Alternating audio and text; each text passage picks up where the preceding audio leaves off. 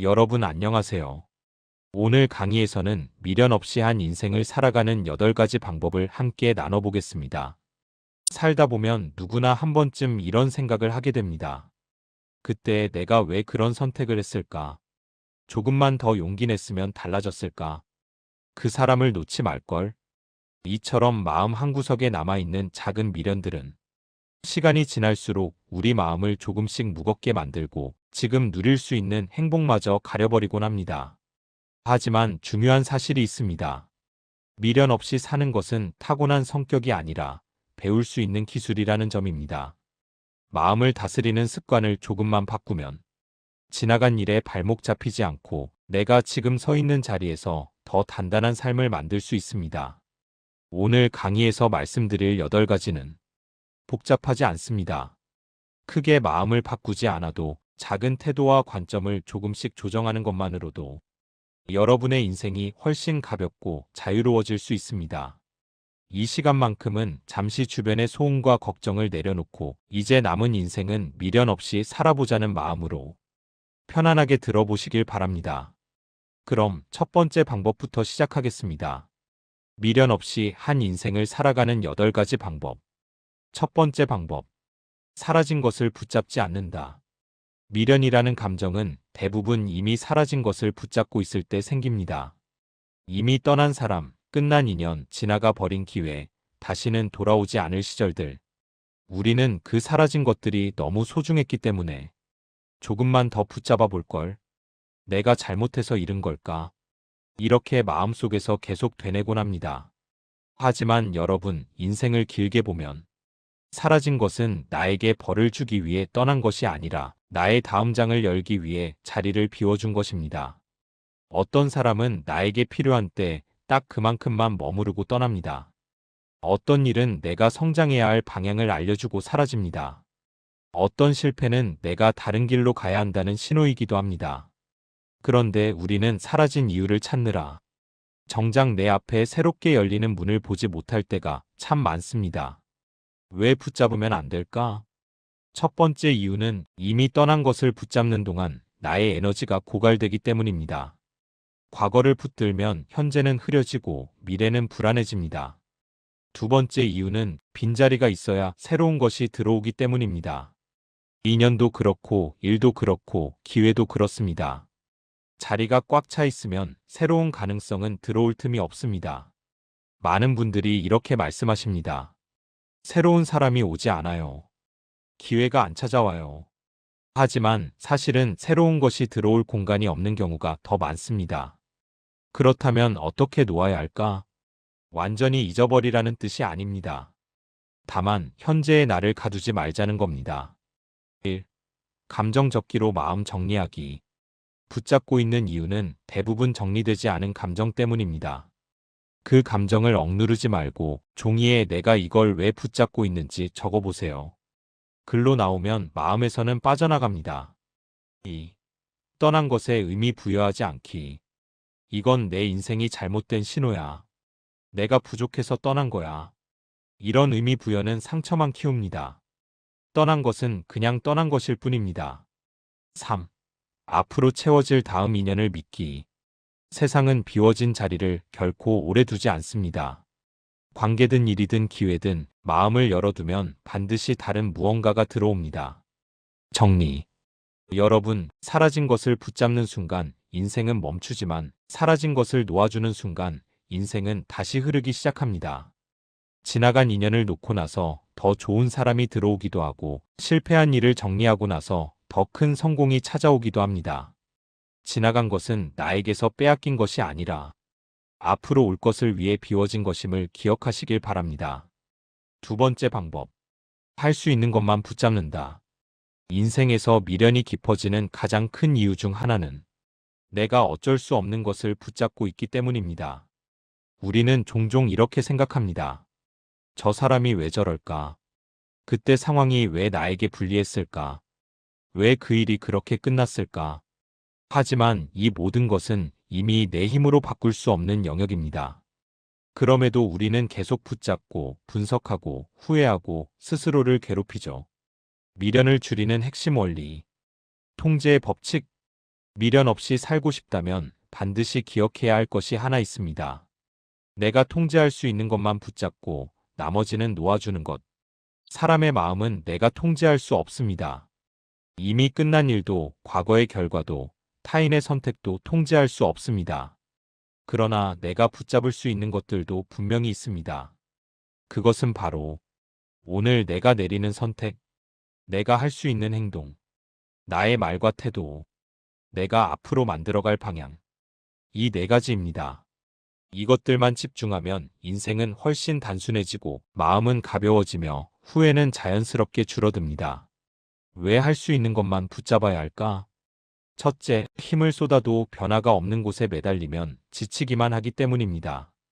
둘째, 내가 통제할 수 없는 것을 붙잡는 순간 현재를 잃게 되기 때문입니다. 셋째, 통제 가능한 것에 집중하면 작은 성취가 쌓이면서 자존감이 회복되기 때문입니다. 우리가 흔히 느끼는 피로감은 일 자체 때문이 아닙니다. 어쩔 수 없는 것에 마음을 너무 많이 쓰기 때문에 생깁니다. 그렇다면 어떻게 할 수 있는 것에 집중할까? 1. 스스로에게 질문하기. 이건 지금 내가 바꿀 수 있는가? 이 질문 하나만으로 감정과 행동이 정돈됩니다. 2. 통제 불가능한 것들은 포기 리스트에 적기. 못 바꾸는 것을 억지로 붙잡는 것은 내가 나를 괴롭히는 일입니다. 내가 바꿀 수 없는 것들을 명확히 적어두면 마음이 훨씬 편안해집니다. 3. 감정에 휘말릴 때는 행동을 먼저 하기. 불안할수록 행동을 미루게 되지만 사실 행동이 감정을 잡아주는 가장 빠른 방법입니다. 작은 일 하나라도 직접 해보면 마음이 안정됩니다. 정리. 여러분, 인생에서 후회를 없애는 가장 실용적인 방법은 할 수 없는 것에 힘을 쏟지 않고 할 수 있는 것을 확실히 붙잡는 것입니다. 타인의 반응은 바꿀 수 없지만 내가 어떤 말과 행동을 하는지는 바꿀 수 있습니다. 과거는 바꿀 수 없지만 내가 오늘 어떤 선택을 하느냐는 바꿀 수 있습니다. 내가 바꿀 수 있는 것에 집중하면 인생이 단순해지고 단순해지면 미련도 사라집니다. 세 번째 방법. 관계에서 기대의 수준을 낮춘다. 살면서 남는 미련 중 상당수는 사람 때문에 생깁니다. 가족, 자녀, 친구, 동료, 배우자. 가까운 관계일수록 기대가 높고 기대가 높을수록 실망도 커집니다. 기대가 클수록 왜 나한테 이렇게 했을까? 라는 감정이 반복되며 우리 마음은 점점 지치고 단단해집니다. 하지만 미련 없이 살고 싶다면 꼭 기억해야 할 것이 있습니다. 사람에게 너무 많은 것을 기대하지 않는 것. 왜 기대를 낮춰야 할까? 기대는 보이지 않는 기준입니다. 내 기준에서 당연히 이럴 것이다라고 믿는 마음이죠. 하지만 문제는 상대는 그 기준을 모른다는 것입니다. 내가 생각한 만큼 상대는 움직이지 않고 내가 원하는 만큼 상대는 표현하지 않으며 내가 바라는 만큼 상대는 이해해주지 않을 때 우리는 실망과 미련을 반복해서 느끼게 됩니다. 그러나 기대를 조금만 낮추면 상황은 놀랍게 달라집니다. 실망이 줄어들고 관계 갈등이 줄어들고 마음이 훨씬 가벼워집니다. 기대가 낮을수록 상대의 작은 행동에도 고마움을 느끼게 되기 때문입니다. 기대를 낮춘다는 것은 포기가 아니다. 많은 분들이 착각하십니다. 기대를 낮추면 관계가 멀어지는 것 아닌가? 내가 너무 무심한 사람이 되는 건 아닐까? 하지만 그렇지 않습니다. 기대를 낮춘다는 것은 상대에게 과한 감정 부채를 요구하지 않겠다는 것입니다. 그 사람을 있는 그대로 받아들이겠다는 뜻이죠. 상대를 조종하거나 바꾸려는 마음을 내려놓고 나면 관계는 오히려 더 편안하고 건강해집니다. 그렇다면 어떻게 기대를 낮출까? 1. 내 기대를 상대가 모를 수 있다 인정하기. 내 머릿속 기준은 상대의 기준이 아닙니다. 이 사실을 인정하는 것만으로도 관계에서 많은 오해가 사라집니다. 2. 받은 것에 먼저 감사하기. 사람에게 기대가 많을수록 받은 것의 가치가 잘 안 보입니다. 그러나 기대를 낮추면 자연스럽게 감사가 늘어납니다. 감사가 많아지면 관계는 안정됩니다. 3. 서운함이 생길 때 바로 말하지 않기. 감정이 올라왔을 때 바로 표현하면 대부분 더 큰 갈등으로 번집니다. 감정이 가라앉은 후 차분하게 이야기하면 불필요한 상처를 줄일 수 있습니다. 정리. 여러분, 미련 없이 사는 사람들의 공통점 중 하나는 사람에게 과한 기대를 하지 않는다는 것입니다. 기대는 우리가 만든 상상이고 실망은 그 상상이 깨졌을 때 생깁니다. 기대를 낮추면 상처는 덜 받고 작은 일에도 감사하게 되고 관계는 더 편안해지고 인생은 훨씬 가벼워집니다. 기대는 낮추고 이해는 넓히고 집착은 내려놓고 감사는 늘려보십시오. 그러면 인간관계가 훨씬 따뜻해질 것입니다. 네 번째 방법. 지나간 선택을 최선이었다고 인정하기. 우리가 미련을 가장 많이 느끼는 순간은 바로 과거의 선택을 떠올릴 때입니다. 그때 왜 그렇게 말했을까? 다른 길을 선택했으면 어땠을까? 조금만 더 참았으면 결과가 달라졌을까? 이런 후회는 나이가 들수록 더 깊어지고 마음의 짐처럼 남아 현재를 살아가는 힘까지 빼앗아갑니다. 하지만 꼭 기억해야 할 사실이 하나 있습니다. 그 선택을 했던 당시의 나는 그 상황에서 할 수 있는 최선을 이미 선택했다는 것. 왜 과거의 선택을 인정해야 할까? 우리는 현재의 시야, 현재의 경험, 현재의 지혜로 과거의 나를 판단합니다. 그러나 그 시절의 나는 지금보다 경험도 적었고 상황도 달랐고 마음도 달랐습니다. 과거의 나는 그 시점에서 내가 가진 정보, 환경, 감정, 상황 속에서 정말 최선을 다해 선택했을 가능성이 큽니다. 그런데 지금의 나로 과거의 나를 비난하기 시작하면 남는 건 후회뿐입니다. 과거의 선택을 인정하지 못하면 현재도 불안해지고 미래도 자신감을 잃게 됩니다. 인정의 핵심. 그때의 나와 지금의 나를 분리하기. 후회를 줄이는 가장 실용적인 방법은 그때의 나와 지금의 나를 분리해서 바라보는 것입니다. 지금의 나 훨씬 더 많은 경험을 했고 더 많은 것을 알고 있고 다른 시각을 가졌습니다. 반면 그때의 나는 지금처럼 알지 못했고 지금과 같은 감정 상황이 아니었으며 그때의 조건 안에서 최선을 다했습니다. 즉, 현재의 나로 과거의 나를 혼내는 것은 공정하지도 합리적이지도 않은 셈입니다. 그럼 어떻게 최선이었다고 인정할 수 있을까? 1. 그때의 조건을 떠올리기. 당시 내가 처한 환경, 감정, 상황을 떠올리면 아, 그때는 그것밖에 선택할 수 없었구나 라는 이해가 생깁니다. 2. 선택의 흔적 속에서 배운 점 찾기. 잘한 선택이든 아쉬운 선택이든 그 선택 덕분에 내가 지금의 나가 되었습니다. 잘못된 선택이었던 것이 아니라 필요했던 경험이었던 경우가 많습니다. 3. 지금의 나에게 이렇게 말해주기. 그때의 나는 그때의 최선을 다했다. 그래서 지금의 내가 있다. 이 한 문장만으로도 마음은 크게 가벼워집니다. 정리. 여러분, 미련 없이 사는 사람들은 과거를 부정하지 않습니다. 그 선택이 완벽했기 때문이 아니라 그 선택 덕분에 지금의 내가 있다고 인정하기 때문입니다. 우리가 했던 모든 선택은 어떤 방식으로든 지금의 삶을 지탱하는 밑바탕이 되었습니다. 그러니 이제는 과거의 나를 비난하지 말고 그때의 나에게 수고했어라고 말해주시길 바랍니다. 과거를 인정하는 순간 현재는 단단해지고 미래는 훨씬 더 가벼워집니다. 다섯 번째 방법. 비워야 채워진다는 원리를 이해하기.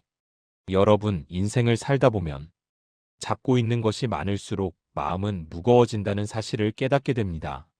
물건도 사람도 감정도 마찬가지입니다. 우리가 살면서 종종 이런 말을 듣곤 하죠. 비워야 채워진다. 굉장히 단순한 말이지만 이 말 속에는 인생의 핵심 원리가 담겨 있습니다. 왜 비워야 채워질까? 인생은 빈 그릇과도 같습니다. 그릇이 꽉 차 있으면 새로운 것을 담을 틈이 없습니다. 자리가 없는데 어떻게 채워지겠습니까? 쓸모없는 물건이 집을 가득 채우면 새로 산 물건을 넣을 공간이 없고 마음속 미련이 가득하면 새로운 인연이 들어올 자리가 없고 과거의 상처가 자리를 차지하고 있으면 새로운 행복이 머물 틈이 없습니다. 비워야만 새로운 것이 들어올 수 있습니다. 그게 인생의 구조입니다. 채워지지 않는 이유는 더 채우려고만 해서이다. 많은 분들이 말씀하십니다. 새로운 기회가 오지 않아요. 좋은 사람이 안 찾아와요. 행운이 내게 왜 오지 않을까요? 그런데 자세히 들여다보면 그분들의 마음, 일상, 관계가 이미 꽉 차 있는 경우가 많습니다. 버리지 못한 물건, 끊지 못한 인연, 놓지 못한 미련, 해결하지 않은 상처, 끝낸 것 같지만 끝내지 않은 감정. 이 모든 것들이 마음의 자리를 묶어두고 있습니다. 빈 공간이 없는데 어떻게 새로운 운이 들어오겠습니까? 그렇다면 무엇부터 비워야 할까? 1. 물건의 비움. 눈에 보이는 정리부터. 집 안의 잡동사니를 정리하면 내가 쓸모없는 것을 많이 붙잡고 있었구나 라는 사실을 깨닫게 됩니다. 눈에 보이는 공간을 비우면 마음의 공간도 열립니다. 2. 관계의 비움. 피곤한 관계와 거리두기. 억지로 유지하는 관계는 마음을 갉아먹습니다. 내가 전부 책임져야 하는 관계라면 그 관계는 이미 건강하지 않은 것입니다. 거리를 둘 용기가 필요합니다. 3. 감정의 비움. 불필요한 걱정 내려놓기. 아직 일어나지 않은 일에 대한 걱정, 이미 끝난 일에 대한 미련. 이 두 가지를 비우면 인생이 절반은 가벼워집니다. 비움은 버림이 아니라 새로운 것을 위한 준비. 많은 분들이 비움을 손해보는 것이라고 생각합니다. 하지만 아닙니다. 비움은 손실이 아니라 투자입니다. 앞으로 들어올 더 좋은 것을 위해 자리를 비워두는 과정입니다. 옷장을 정리해야 새 옷을 넣을 수 있고 냉장고를 비워야 신선한 음식을 넣을 수 있습니다. 마음도 같습니다. 미련을 비워야 새로운 기쁨이 들어오고 상처를 비워야 새로운 행복이 자리를 잡습니다. 정리. 여러분, 비우지 않으면 채울 수 없습니다. 이 단순한 사실을 깨닫는 순간 삶은 훨씬 가벼워지고 새로운 인연, 새로운 기회, 새로운 행복이 자연스럽게 들어오기 시작합니다. 이제는 과감하게 비우는 연습을 해보시기 바랍니다. 비움은 잃는 것이 아니라 더 좋은 것을 맞이하기 위한 준비입니다. 6번째 방법. 내 삶의 기준을 다시 세운다.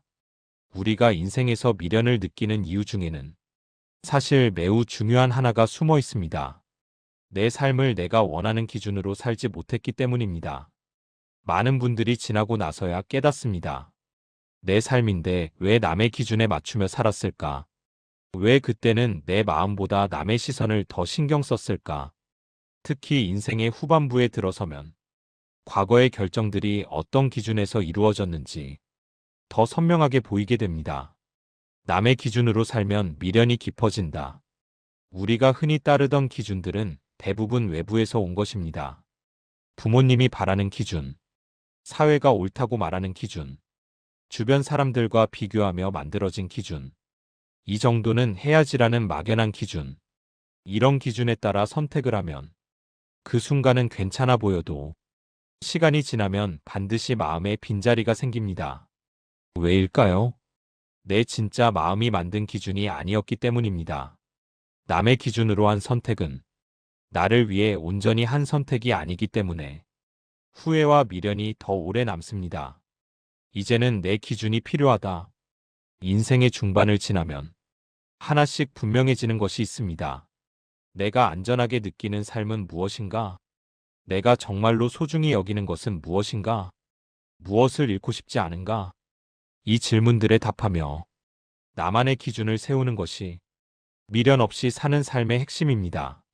내 기준이 생기면 비교가 줄고 불안이 줄고 선택이 쉬워집니다. 무엇보다 내 기준으로 선택한 삶은 후회가 적습니다. 어떻게 내 삶의 기준을 다시 세울까? 1. 내가 가장 중요하게 생각하는 것 3개 적기. 예를 들어 건강, 평온, 정직, 가족, 여유, 성장 등 나의 핵심 가치 3가지를 명확히 써보는 것입니다. 이 3가지는 앞으로의 선택 기준이 됩니다. 2. 절대로 양보하지 않을 것 1개 정하기. 돈이든 시간의 여유든 인간관계든 어떤 것은 반드시 지켜야 합니다. 이 하나가 인생의 기준점을 만들어줍니다. 3. 선택할 때 이건 내 기준에 맞는가? 질문하기. 이 질문 하나만으로 남의 시선에서 벗어나 내 마음이 원하는 방향으로 갈 수 있습니다. 정리. 여러분, 남의 기준으로 산 삶에는 늘 미련이 남습니다. 하지만 내 기준으로 산 삶에 책임과 만족이 남습니다. 삶의 기준이 명확한 사람은 갈등이 줄고 후회가 줄고 삶이 훨씬 단순해지고 단단해집니다. 이제는 남들이 뭐라 할까 보다 내 기준에 맞는가? 를 먼저 묻는 삶으로 인생의 방향을 다시 잡아보시기 바랍니다. 그 기준 하나가 여러분 인생의 후반부를 더 자유롭고 가볍게 만들어줄 것입니다. 일곱 번째 방법. 후회를 줄이는 행동력을 키운다. 여러분, 미련을 남기는 이유 중 가장 많은 비중을 차지하는 건 사실 잘못된 선택이 아닙니다. 놀랍게도 대부분의 후회는 할 수 있었는데 하지 않았던 것에서 시작됩니다. 그때 조금만 더 용기 냈으면, 시작하기만 했어도 결과가 달라졌을 텐데, 미루지만 않았어도 지금쯤 달라졌을 텐데, 이런 후회는 마음 한구석에서 오래 남아 살면서 계속 떠오르기 마련입니다. 그래서 미련 없이 살고 싶다면 꼭 해야 하는 것이 있습니다. 행동력을 키우는 것. 행동하는 사람은 후회가 적고 행동을 미루는 사람은 후회가 많습니다. 왜 행동하지 않으면 후회가 커질까? 첫째, 행동하지 않으면 결과를 알 수 없습니다. 시도라도 해봤다면 그래, 이건 나랑 안 맞았어라고 매듭을 지을 수 있지만 시도하지 않은 일은 평생 미련으로 남습니다. 둘째, 어떤 선택이든 행동해야 다음 길이 열립니다. 인생은 움직이지 않으면 바뀌지 않습니다. 행동이 있어야 경험이 생기고 경험이 있어야 방향이 보입니다. 셋째, 행동은 자존감을 키우고 미루기는 자존감을 떨어뜨립니다. 작은 일 하나라도 직접 해내면 나는 할 수 있는 사람이라는 감각이 생기고 자존감이 올라갑니다. 반대로 계속 미루다 보면 난 왜 이것밖에 못할까? 이런 생각만 쌓이게 됩니다. 행동력은 타고나는 것이 아니다. 많은 분들이 이렇게 말합니다. 나는 원래 행동력이 약해요. 나는 추진력이 없어요. 하지만 행동력은 성격이 아니라 습관입니다. 훈련하면 누구나 키울 수 있습니다. 행동력이 강한 사람들은 성격이 대담해서가 아니라 작게라도 바로 해버리는 습관을 가진 사람들입니다. 행동력을 키우는 현실적 방법. 1. 완벽한 준비를 기다리지 않기. 완벽을 기다리면 아무것도 시작할 수 없습니다. 준비가 60%만 되어도 충분합니다. 나머지 40%는 하면서 채워집니다. 2. 하루 10분 행동 원칙 세우기. 무엇이든 10분만 해보겠다고 정하면 부담이 줄고 바로 시작하게 됩니다. 시작이 되면 10분이 20분이 되고 결국 습관이 됩니다. 3. 작은 성공 경험을 쌓기. 큰 목표부터 달성하려 하면 쉽게 지칩니다. 하지만 작은 성공이 반복되면 행동하는 게 점점 쉬워집니다. 나도 할 수 있구나라는 감각이 쌓이기 때문입니다. 정리. 여러분, 미련이 남는 삶과 미련이 없는 삶의 차이는 사실 아주 단순합니다. 미련은 하지 않은 것에서, 자신감은 해본 것에서 생긴다. 행동이 많아질수록 삶의 가능성은 넓어지고 후회는 줄어들며 자존감은 자연스럽게 높아집니다. 지금부터는 미루는 대신 작은 행동 하나라도 해보시기 바랍니다. 그 작은 한 걸음이 여러분 인생의 큰 방향을 바꿀 수도 있습니다. 여덟 번째 방법. 지금을 충만하게 산다. 여러분, 미련이라는 감정의 뿌리를 깊이 들여다보면 거의 대부분이 과거에 있습니다. 그리고 불안이라는 감정의 뿌리를 들여다보면 거의 대부분이 미래에 있습니다. 그렇기 때문에 인생을 미련 없이, 후회 없이 살고 싶은 사람은 반드시 이 원리를 이해해야 합니다. 지금을 제대로 살아야 한다는 것.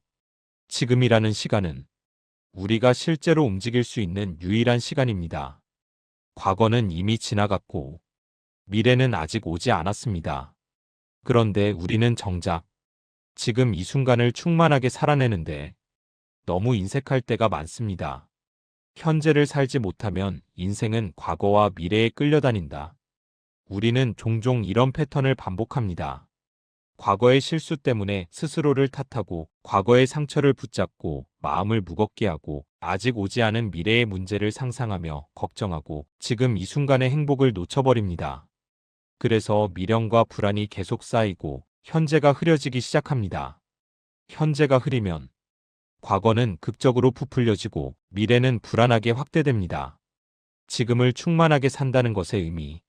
지금을 산다는 것은 멋지고 거창한 철학을 말하는 것이 아닙니다. 지금 내가 하고 있는 일에 마음을 온전히 두는 것. 식사하면서 맛을 느끼는 것, 산책하면서 바람의 감촉을 느끼는 것, 대화를 할 때 상대의 말에 집중하는 것, 하루를 마무리하며 오늘은 어땠지? 돌아보는 것. 이렇게 지금 이 순간에 머물 줄 아는 사람은 과거에 매이지 않고 미래에 흔들리지 않습니다. 왜냐하면 현재가 충만하면 과거는 자연스럽게 정리되고 미래에 대한 두려움도 줄어들기 때문입니다. 지금을 충만하게 사는 실천 방법. 1. 하루 5분 멈춤의 시간 만들기. 아무것도 하지 않고 그저 숨을 고르고 가만히 눈을 감아보세요. 현재로 돌아오는 가장 빠른 방법입니다. 2. 매일 오늘의 감사 3가지 적기. 오늘 하루에서 좋았던 일 3가지를 적으면 지금의 순간이 더 풍부해지고 삶의 만족도가 눈에 띄게 올라갑니다. 3. 식사, 대화, 산책에 집중의 습관 들이기. 핸드폰을 내려놓고 오롯이 지금 하는 행동에 집중하면 삶의 속도가 부드럽게 바뀝니다. 정리. 여러분, 미련 없이 사는 삶의 마지막 비밀은 바로 지금입니다. 과거를 붙잡는 사람은 후회가 많고 미래에 머무는 사람은 불안이 많습니다. 하지만 지금을 충만하게 사는 사람은 과거도 부드럽게 보내고 미래도 담대하게 맞이합니다. 지금 이 순간을 깊게 사는 것, 그것이 미련을 덜고 인생을 더 가득 채우는 가장 확실한 방법입니다. 지금의 순간을 소중히 대할 줄 아는 사람이 진짜 행복한 사람입니다. 여러분, 오늘 우리는 미련 없이 살아가기 위한 8가지 방법을 함께 살펴봤습니다. 어떤 것은 마음가짐을 바꾸는 이야기였고, 어떤 것은 작은 행동을 실천하는 방법이었습니다. 하지만 결국 모든 내용이 하나의 결론으로 모입니다. 지금의 나를 인정하고 지금의 삶을 제대로 살아내는 사람은 과거에도 덜 흔들리고 미래에도 덜 불안하다는 것입니다. 미련 없이 산다는 것은 실수 없는 인생을 의미하지 않습니다. 또한 모든 선택을 완벽하게 해내는 것을 말하는 것도 아닙니다. 그저 지나간 것은 편안히 보내고 지금 할 수 있는 것에 집중하며 내 기준을 지키고 과감하게 행동하며 오늘의 순간을 충만하게 살아내는 것. 이 단순한 원칙들이 모이면 인생은 훨씬 가벼워지고 후회는 자연스럽게 줄어들고 마음은 훨씬 평온해집니다. 여러분 인생의 후반부가 과거에 묶인 삶이 아니라 지금 이 순간을 아름답게 채워가는 시간으로 채워지길 바랍니다. 오늘 강의가 여러분의 마음을 조금이라도 가볍게 하고 여러분의 인생에 새로운 바람을 불어넣는 시간이 되었기를 진심으로 바랍니다. 함께 해주셔서 감사합니다. 여러분 안녕하세요. 나이가 들수록 사람 만나기가 예전 같지 않다는 이야기를 많이 듣습니다. 예전에는 모임에 가면 시끌벅적하고 서로 이야기할 것도 많았는데 이상하게 나이를 먹고 다시 모임에 나가보면 사람을 보는 눈이 조금 달라집니다. 어떤 분은 건강 이야기를 끝없이 하고 어떤 분은 자식 자랑으로 시간을 보내고 또 어떤 분은 세상 불평을 쏟아놓기도 합니다. 그런데 시간이 흐를수록 사람들은 느끼게 됩니다. 정말 부러운 사람이 따로 있구나. 그 사람은 돈이 많아서도 아니고 몸에 명품을 걸쳐서도 아니고 대단한 경력을 자랑해서도 아닙니다. 어느 모임에 가든 사람들의 마음을 편하게 해주고 대화가 자연스럽고 품격이 느껴지고 나이가 들어도 삶이 단단해 보이는 사람들. 바로 이런 분들이 가장 부러움을 받습니다. 그래서 오늘은 제가 여러 모임에서 직접 보고 느꼈던 나이 들어 모임에 나가보면 가장 부러운 사람은 어떤 사람인가? 이 주제로 이야기를 나누려고 합니다. 여러분도 이 강의를 들으면서 아, 나도 이렇게 나이 들고 싶다. 나도 이렇게 멋지게 늙어갈 수 있겠다. 하는 작은 힌트를 찾으실 수 있을 겁니다. 그럼 지금부터 차근차근 시작해 보겠습니다. 특징 1. 표정이 편안하고 여유가 있는 사람. 모임에 나가보면 아, 저분은 나이가 들어도 참 편안하다. 이런 느낌을 주는 분들이 있습니다. 그 사람은 말이 많지 않아도 그냥 표정 하나만으로 여유가 느껴지는 사람입니다. 사람이 나이가 들면 표정이 그 사람의 인생을 말해줍니다. 젊을 때는 표정 관리로 많은 것을 숨길 수 있지만 50대, 60대가 넘어서면 그동안 쌓였던 성격, 습관, 마음의 상태가 그대로 얼굴에 드러나기 시작합니다. 왜 이런 사람이 가장 부러울까? 1. 함께 있으면 마음이 편합니다. 사람은 나이가 들수록 편한 사람을 찾습니다. 그냥 옆에 앉아 있어도 불편하지 않고 내 마음을 조급하게 만들지 않고 대화가 자연스럽게 이어지는 사람. 이런 분은 모임에서도 자연스럽게 중심이 됩니다. 누가 특별히 챙겨줘서가 아니라 사람들이 스스로 그분 옆에 앉고 싶어 하기 때문입니다. 2. 표정이 여유로운 사람은 삶도 단단해 보입니다. 나이가 들면 얼굴에 두 가지가 남습니다. 불안, 여유. 불안이 많은 사람은 표정과 말투에서 계속 초조함이 느껴지고 여유가 있는 사람은 말하지 않아도 단단함이 느껴집니다. 사람들은 누구나 단단하고 안정적인 사람을 부러워합니다. 왜냐하면 그건 하루아침에 만들어진 게 아니라 오랜 시간 동안 마음을 잘 다듬어 온 사람에게만 생기는 결과이기 때문입니다. 여유 있는 표정의 비밀은 마음의 힘에 있습니다. 여유 있는 사람들을 자세히 보면 공통점이 있습니다. 남을 서둘러 판단하지 않습니다. 필요 없는 경쟁을 하지 않습니다. 나보다 남을 편하게 해주려는 마음이 있습니다. 마음속에 불필요한 욕심이 거의 없습니다. 그래서 표정이 무겁지 않고 눈빛이 부드럽고 말투가 안정적입니다. 특히 60대 이후에는 이 표정의 힘이 건강, 자산, 학력보다 더 큰 매력을 만듭니다. 반대로 표정이 불편해 보이는 사람들의 특징은 늘 피곤해 보이고 표정이 굳어 있고 대화를 해도 마음이 급해 보이고 누군가와 비교하는 말이 자주 나옵니다. 이런 사람들은 무슨 말을 하지 않아도 타인에게 에너지 부담을 주게 됩니다. 그래서 주변 사람들이 천천히 멀어지게 됩니다. 여유 있는 표정을 만드는 작은 습관. 여유는 타고나는 게 아니라 매일 조금씩 만들어지는 습관입니다. 1. 숨을 천천히 쉬어주는 것. 분노와 초조함을 가장 먼저 가라앉혀줍니다. 2. 상대 말에 끼어들지 않는 것. 이 행동 하나만으로 여유 있다는 인상이 강하게 생깁니다. 3. 내가 통제할 수 없는 일은 너무 끌어안지 않는 것. 마음이 가벼워지면 표정도 가벼워집니다. 4. 나를 힘들게 하는 감정을 억지로 누르지 않고 흘려보내는 것. 이런 작은 습관들이 쌓여 얼굴 전체에 편안함이 깃들게 됩니다. 정리. 모임에서 가장 부러운 사람들은 돈 많은 사람도 아니고 입담 좋은 사람도 아니고 화려한 인생을 살아온 사람도 아닙니다.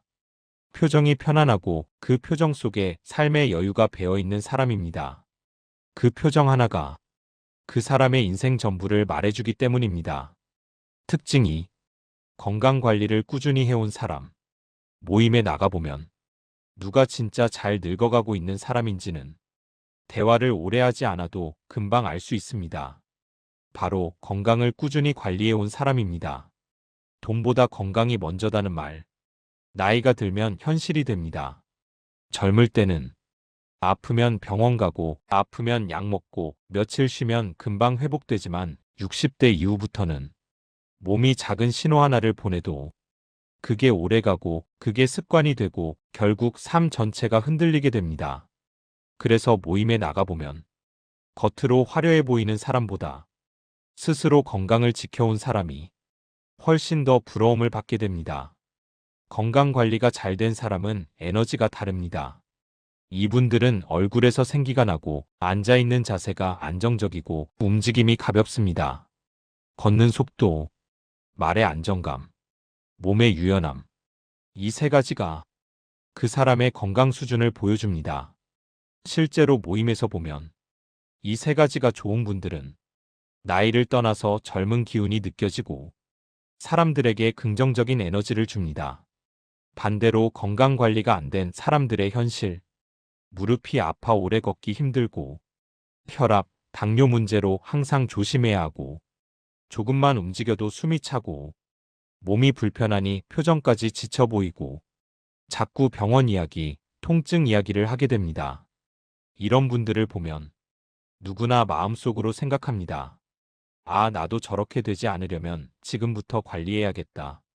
그래서 건강 잘 관리하는 사람이 모임에서 가장 부러운 사람으로 남습니다. 건강 관리를 잘해온 사람들이 가진 공통점. 1. 꾸준함. 운동을 한 번에 많이가 아니라 매일 조금씩 해왔습니다. 2. 식습관을 무너지지 않게 지켜옴. 폭식, 야식, 단 음식을 절제하는 힘이 있습니다. 3. 걷기 습관. 하루 20에서 30분이라도 빼먹지 않습니다. 걷는 건 약, 입는 건 독이라는 말처럼 걷기는 노화 방지의 1순위입니다. 3. 검진을 미루지 않음. 아프기 전에 예방하고 몸의 작은 신호를 무시하지 않습니다. 4. 스트레스 관리. 화를 쌓아두지 않고 자신에게 맞는 회복 루틴을 갖고 있습니다. 모임에서 건강한 사람이 왜 가장 빛날까? 대화가 밝아집니다. 표정이 편안합니다. 몸이 가벼워서 활동 범위가 넓습니다. 여행, 취미, 운동 등 인생에 즐길 거리가 많습니다. 주변 사람들을 안심시키는 안정감을 줍니다. 결국 건강한 사람은 사는 맛을 잃지 않은 사람입니다. 그래서 모임에서는 돈이 많아도 명예가 있어도 건강이 없는 사람은 빛을 잃고, 반대로 크게 가진 게 없어도 건강한 사람은 누구나 부러워합니다. 정리. 모임에서 가장 부러운 사람은 건강 걱정으로 하루가 흔들리지 않는 사람, 삶을 즐길 수 있는 여유가 남아있는 사람입니다. 그 건강은 어떤 기적도 어떤 비법도 아닙니다. 매일 조금씩 지켜온 작은 습관의 결과입니다. 특징 3. 말이 따뜻한 사람. 모임에 나가보면 말이 많은 사람보다 훨씬 더 사람들의 마음을 사로잡는 사람이 있습니다. 바로 말이 따뜻한 사람입니다. 나이가 들수록 사람들은 화려한 말보다 마음을 편하게 해주는 말을 찾습니다. 말이 따뜻한 사람은 그 존재만으로 분위기를 부드럽게 바꾸고 사람을 살리는 힘이 있습니다. 말은 나이를 먹을수록 품격이 됩니다. 젊을 때는 조금 실수해도 어리니까 그렇지라고 넘어가지만 50대, 60대 이후부터는 말 한마디가 그 사람의 성숙함, 인격, 삶의 깊이를 보여줍니다. 그래서 나이가 들수록 과한 농담, 비교, 뒷담화, 자랑, 이런 말들은 사람들에게 피로를 주게 됩니다. 반대로 따뜻한 말은 듣는 사람에게 위안을 주고 에너지를 주고 안정감을 줍니다. 따뜻한 말이 인기 있는 이유 4가지. 1. 상대를 편하게 만들어줍니다. 말투가 부드러운 사람과 이야기하면 상대가 경계심을 풀고 자연스러워집니다. 그래, 그럴 수도 있지. 고생 많았겠네. 그 마음 이해해요. 이런 말 한마디가 사람의 긴장을 풀어주고 마음을 열게 합니다. 2. 따뜻한 말은 말하는 사람의 삶을 보여줍니다. 따뜻한 말은 그냥 나오는 게 아닙니다. 삶에서 누군가에게 받은 따뜻함, 수많은 경험 속에서 다져진 깊이, 그리고 마음의 여유가 있어야 나옵니다. 그래서 사람들은 그 말 속에서 이분은 오래 잘 살아온 분이구나 라는 느낌을 받습니다. 3. 관계를 단단하게 유지해 줍니다. 나이가 들면 친구가 저절로 생기지 않습니다. 남는 관계는 기분 좋은 느낌을 주는 사람, 즉 말이 따뜻한 사람입니다. 상대에게 상처를 주지 않고 불필요한 경쟁을 만들지 않고 대화를 잘 이어가는 사람. 이런 분들은 누구와도 관계가 오래갑니다. 4. 말이 따뜻한 사람 옆은 머물고 싶은 자리가 됩니다. 모임에 가보면 누구 옆에 사람들이 모이는지가 확실히 보입니다. 화려한 말로 시선을 끄는 사람이 아니라 적당히 듣고 적당히 말하면서 상대 마음을 편하게 해주는 사람에게 사람들은 자연스럽게 모입니다. 그 자리에는 불편함이 없고 따뜻한 분위기가 흐르기 때문입니다. 반대로 말이 불편한 사람들은 어떤가? 지나치게 자랑하거나 남을 가르치려 하거나 아주 사소한 걸 지적하거나 남의 이야기보다 자기 이야기만 계속하거나 사람을 서운하게 하는 농담을 던지는 사람. 이런 사람과 대화하면 웃지만 속으로는 거리가 생깁니다. 그래서 사람들이 모임에서 가장 피하는 인간형이 말이 불편한 사람입니다. 말을 따뜻하게 만드는 작은 습관. 1. 상대 이름을 불러주기. 이름을 부르면 친근함이 생깁니다. 2. 판단보다 공감을 먼저. 그랬어? 한마디면 충분할 때가 많습니다. 3. 맞장구와 미소를 함께. 말투보다 표정이 더 큰 힘이 있습니다. 4. 말을 줄이고 듣는 시간을 늘리기. 듣는 비중이 많을수록 사람은 따뜻하게 느껴집니다. 5. 내가 꼭 해야 할 말인가? 잠깐 멈추기. 이 한 번의 멈춤이 관계를 살립니다. 정리. 모임에서 사람들의 마음을 가장 쉽게 얻는 사람은 말이 많은 사람이 아닙니다. 말이 따뜻한 사람입니다. 그 따뜻함은 나이가 만들어준 것이 아니라 삶을 바라보는 태도가 만들어준 것입니다. 따뜻한 사람은 나이가 들어도 항상 환영받습니다. 그리고 그 따뜻한 말이 그 사람의 품격을 완성합니다. 특징 4. 자랑을 절제하는 사람. 모임에 나가보면 말을 많이 하는 사람보다 자랑을 적게 하는 사람이 훨씬 더 부러움을 받습니다. 나이가 들면 누구나 자랑하고 싶은 것이 생깁니다. 자식, 손주, 집, 재산, 건강, 명예, 경력. 그런데 이상하게도 많이 가진 사람일수록 오히려 말이 조용합니다. 그리고 그 조용함이 사람들에게 더 큰 품격과 부러움이 됩니다. 자랑을 절제하는 사람이 왜 더 부러운가? 1. 자랑하지 않아도 있음이 느껴집니다. 정말 잘 살아온 분들은 굳이 말하지 않아도 그 사람의 분위기, 여유, 태도에서 아, 이분은 뭔가 있구나 하고 모두 느끼게 됩니다. 어떤 분은 자식 자랑을 하지 않지만 옆 사람들이 대신 말합니다. 그분 아들 잘 됐대. 따님이 효도 잘하더라. 이게 진짜 자랑입니다. 남이 대신 말해주는 자랑. 2. 자랑을 절제하는 사람은 상대를 배려할 줄 압니다. 모임에는 다양한 사람들이 있습니다. 누구는 경제적으로 여유 있고, 누구는 조금 빠듯하고, 누구는 건강하고, 누구는 아픈 가족 때문에 힘들고, 이 상황을 모두 알고 있기 때문에 자랑을 절제하는 사람은 상대의 마음을 먼저 고려합니다. 자랑을 하지 않는 것은 스스로가 잘나서가 아니라 상대를 배려하기 때문입니다. 이 품격이 사람들에게 깊은 인상을 남깁니다. 3. 진짜 여유 있는 사람은 비교를 만들지 않습니다. 자랑은 듣는 사람에게 무의식적으로 비교를 만들어냅니다. 그 비교 때문에 관계가 불편해지죠.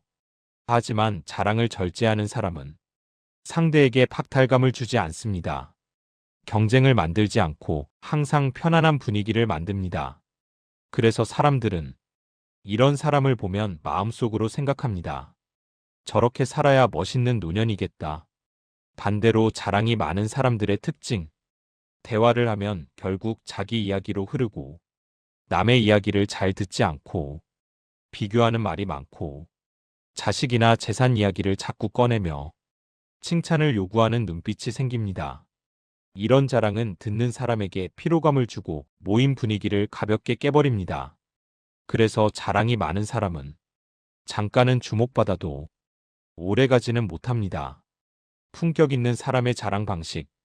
품격 있는 분들은 자랑하고 싶은 이야기가 있어도 이렇게 바꿔서 말합니다. 우리 아들이 이번에 큰 회사 들어갔어. 대신 요즘 아이들이 참 고생이 많죠. 우리 애도 이번에 겨우 자리 잡았네요. 우리 집은 이제 빚도 없고 편하네. 대신 살다 보니 조금 여유가 생겨서 감사하게 지내고 있어요. 과한 자랑을 하지 않는데도 사람들이 그분의 삶을 더 좋게, 더 크게 느끼는 이유는 바로 이런 겸손과 절제 때문입니다. 자랑을 절제하는 습관 만드는 법. 1. 말하기 전 이 이야기가 꼭 필요할까? 잠시 생각하기. 2. 상대 처지를 마음속으로 한번 떠올리기. 3. 기쁜 일은 자랑이 아닌 공유로 표현하기. 4. 자랑 대신 감사 표현을 사용하기. 덕분에 감사하게도 운 좋게. 5. 남의 자랑을 먼저 들어주기.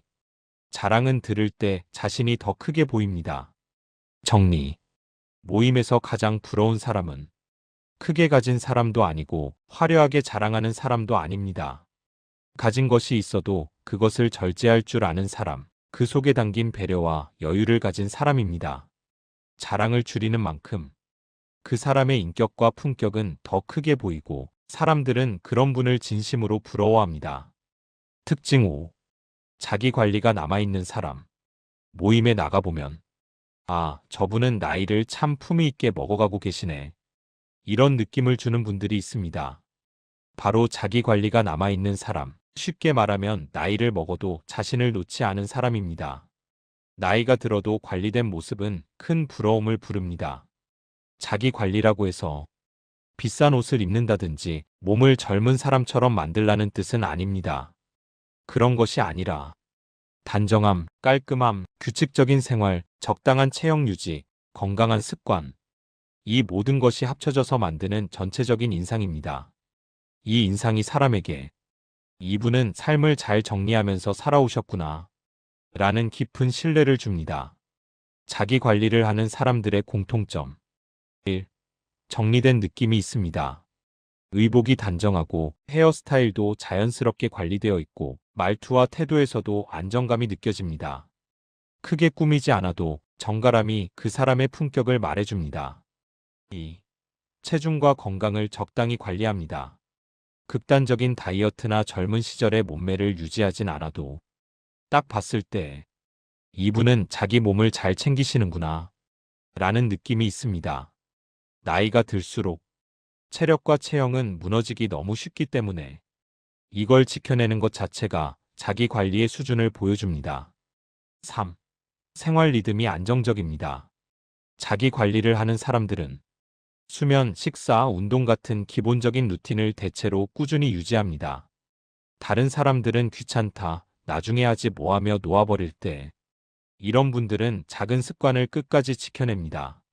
그래서 모임에서 보면 피로해 보이지 않고 컨디션이 일정해서 대화할 때도 밝음과 여유가 있습니다. 사람들은 왜 이런 사람을 부러워할까? 1. 나도 저렇게 늙고 싶다는 바람이 생깁니다. 자기 관리를 잘하는 사람을 보면 그 자체가 미래의 목표처럼 느껴집니다. 특히 나이가 들어가면서 건강하게, 단정하게 늙어가는 모습은 돈으로도 살 수 없는 매력이 됩니다. 2. 그 사람의 삶이 정리된 느낌을 줍니다. 자기 관리는 단순히 외적인 꾸밈을 넘어서 삶의 태도, 선택, 규칙성에서 나타납니다.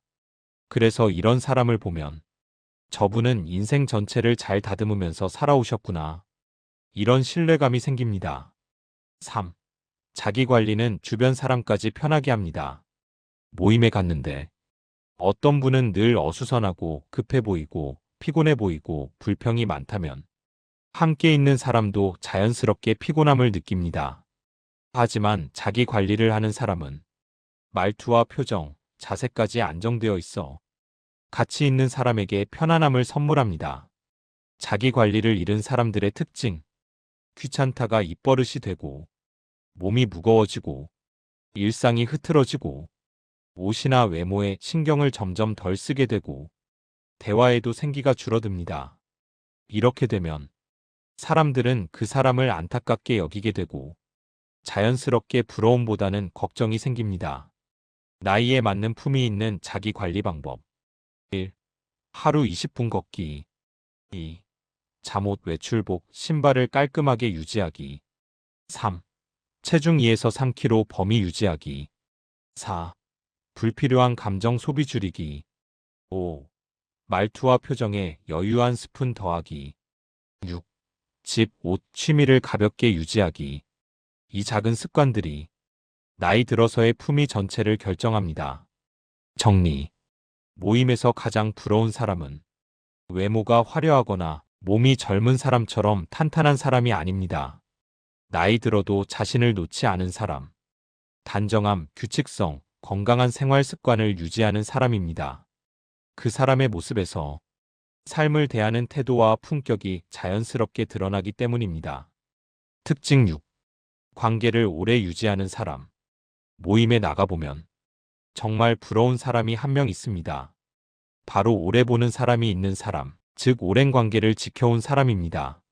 나이가 들수록 새로운 친구는 잘 생기지 않습니다. 하지만 반대로 기존의 관계는 조금만 신경을 못 써도 쉽게 멀어져 버립니다. 그래서 관계를 오래 유지하는 능력은 나이 들어서 가장 큰 자산이 됩니다. 오래 관계를 유지하는 사람의 공통점. 1. 연락을 가볍게 자주 합니다. 과한 연락을 하는 것이 아니라 잘 지내지? 건강해? 이 정도의 가벼운 안부만 꾸준히 보내도 관계는 오래 갑니다. 관계를 오래 유지하는 사람들은 연락을 이벤트가 아니라 습관처럼 합니다. 2. 서운함을 오래 품지 않습니다. 관계가 멀어지는 가장 큰 이유는 서운함이 쌓이는 순간입니다. 하지만 이런 사람들은 서운한 일이 있으면 내 잘못인지 먼저 돌아보고 상대에게 상처를 주지 않게 조심하며 필요하다면 짧게 대화를 통해 풀어냅니다. 감정이 쌓이기 전에 정리하기 때문에 관계가 오래도록 유지됩니다. 3. 상대를 편하게 대합니다. 나이가 들수록 편한 사람을 찾는 성향은 더 강해집니다. 관계를 오래 유지하는 사람들은 특별히 거창한 것을 하지 않아도 상대가 부담을 느끼지 않도록 합니다. 비교하지 않고, 지적하지 않고, 가르치려고 들지 않고, 말 속에 경쟁심을 담지 않고, 이런 사람은 언제 만나도 편합니다. 편한 사람은 다시 만나고 싶은 사람입니다. 사람들이 왜 이런 사람을 부러워할까? 1. 관계가 넓은 것이 아니라 깊기 때문입니다. 많은 사람을 아는 것이 중요한 것이 아니라 몇 명이라도 마음 깊이 이어지는 관계가 있는 것이 진짜 인생의 복입니다. 모임에서 보면 사람들에게 인사받는 폭이 넓은 분보다 오래된 친구가 한 명이라도 있는 분이 더 큰 부러움을 받습니다. 2. 관계가 오래되는 사람은 성품이 좋다는 증거입니다. 10년, 20년, 30년 이상 이어지는 관계는 우연이 아닙니다. 그 사람이 인내, 진심, 신뢰, 꾸준함 이 네 가지가 증명되어야 관계는 오래갑니다. 그래서 오래된 관계를 가진 사람은 그 자체로 사람됨이 보증된 사람처럼 느껴집니다. 3. 나이 들어서 행복을 결정하는 건 결국 사람이기 때문입니다. 건강, 돈, 취미 모두 중요하지만 나이가 들수록 가장 큰 힘은 사람입니다. 도와주는 사람, 고민 들어주는 사람, 같이 밥 먹을 사람이 있다는 건 노년의 삶을 지탱해주는 가장 큰 복입니다. 그래서 사람들은 관계를 잘 유지하는 사람을 가장 부러워합니다. 반대로 관계를 잃는 사람들의 특징, 연락을 먼저 하지 않음, 서운함을 풀지 않고 묻어둠, 말이 날카로워 상대가 편하지 않음, 자꾸 비교하거나 평가하는 말투, 자기 이야기만 계속함. 이런 행동이 반복되면 시간이 지나 사람들은 조용히 멀어집니다. 관계를 오래 유지하는 실천 방법. 1. 핸드폰 연락처 상위 10명에게 한 달에 한 번은 연락하기. 2. 만났을 때 과한 말보다 듣기를 더 많이 하기. 3. 사소한 선물이나 챙김으로 관계의 온도 유지하기. 4. 수고했다, 고맙다, 괜찮다 같은 따뜻한 말 자주 하기. 5. 서운함을 바로 쌓지 말고 짧게 풀기. 작은 행동들이 오래된 관계를 단단하게 만들어줍니다. 정리. 모임에서 가장 부러운 사람은 사람들이 많은 사람이 아니라 오래 함께해주는 사람이 있는 사람입니다. 관계를 오래 유지하는 능력은 성품과 여유, 배려의 합입니다. 이런 사람은 나이 들어도 외롭지 않고 삶이 더 풍요롭습니다. 특징 7. 새로운 것을 계속 배우는 사람. 모임에 나가보면 가장 눈에 띄는 사람이 있습니다. 그 사람은 누구보다 젊어 보이고 말투에는 활력이 있으며 이야기에는 생기가 있습니다. 바로 새로운 것을 배우는 사람입니다. 나이는 숫자지만 젊음은 습관입니다. 그리고 그 습관의 핵심은 바로 배우는 마음입니다. 새로운 것을 배우는 사람에게서 느껴지는 세 가지 특징. 1. 표정과 말투가 살아있습니다. 새로운 것을 배우는 사람은 표정에서 호기심이 느껴지고 목소리에도 힘이 있습니다. 어제보다 오늘이 기대되고 오늘보다 내일이 궁금하고 또 하나의 목표가 있다는 것. 이런 사람은 나이가 들어도 생기가 있습니다. 그 생기가 모임에서도 빛납니다. 2. 대화가 풍성하고 긍정적입니다. 새롭게 배우는 사람들은 뉴스, 불평, 건강 걱정에만 머물지 않습니다. 대화 주제가 넓고 밝습니다. 요즘 배우는 게 있는데 새로운 취미를 시작해봤어요. 이런 것도 해보니까 재밌더라고요. 이런 대화는 상대까지 기분 좋게 만듭니다. 그래서 사람들은 본능적으로 이런 사람 옆에 앉고 싶어 합니다. 3. 스스로 삶을 재미있게 만듭니다. 나이 들면 하루가 비슷비슷해지기 쉽습니다. 새로움이 사라지면 마음도 조금씩 다치고 몸도 활력을 잃기 시작합니다. 그런데 배우는 사람이 되면 작은 것도 흥미로워지고 하루가 단조롭지 않으며 삶 전체가 유연해집니다. 이게 바로 젊게 사는 비밀입니다. 사람들이 가장 부러워하는 이유. 1. 배움은 늙지 않기 때문입니다.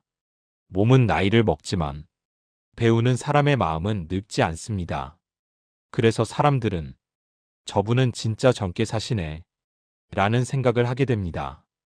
배움은 외모보다 오래가고 돈보다 사람을 더 빛나게 합니다. 2. 새로운 배움은 도전하는 삶을 보여줍니다. 나이가 들어도 계속 배우는 사람들은 포기하지 않고 멈추지 않고 자기 삶을 계속 넓혀갑니다.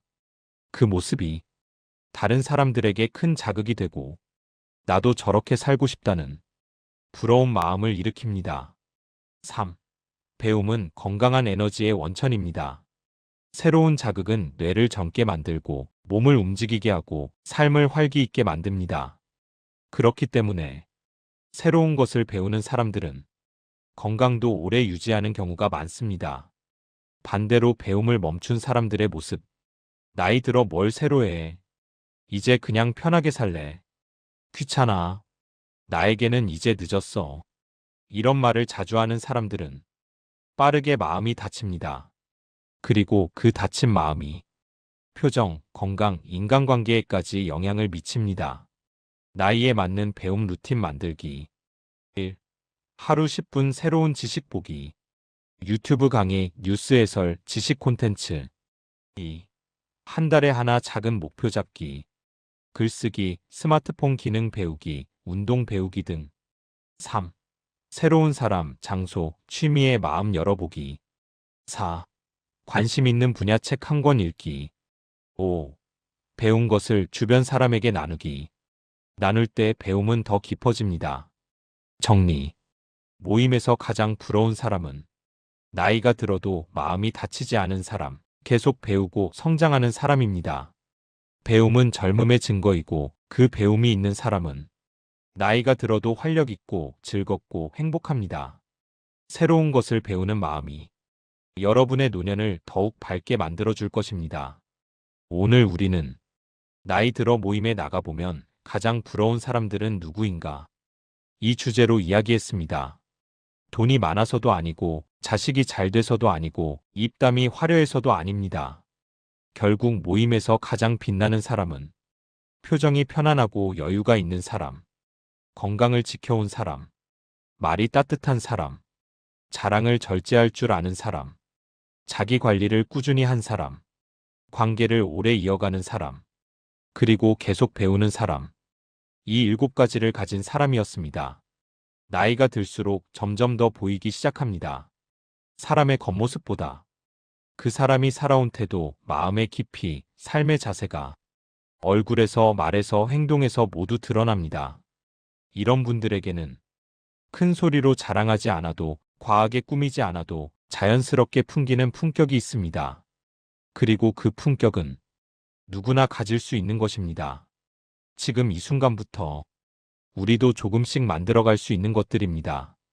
여러분의 인생 후반이 가벼워지고 편안해지고 더 멋있어질 수 있도록 오늘 이야기한 7가지 중 단 한 가지라도 마음에 담아 실천해 보시면 정말 놀라운 변화가 찾아오실 겁니다. 여러분의 노년이 누구보다 밝고 따뜻하길 바라며 이 영상을 보시는 모든 분들이 아, 저분처럼 되고 싶다는 그런 멋진 사람으로 살아가시기를 응원합니다. 함께 해주셔서 감사합니다.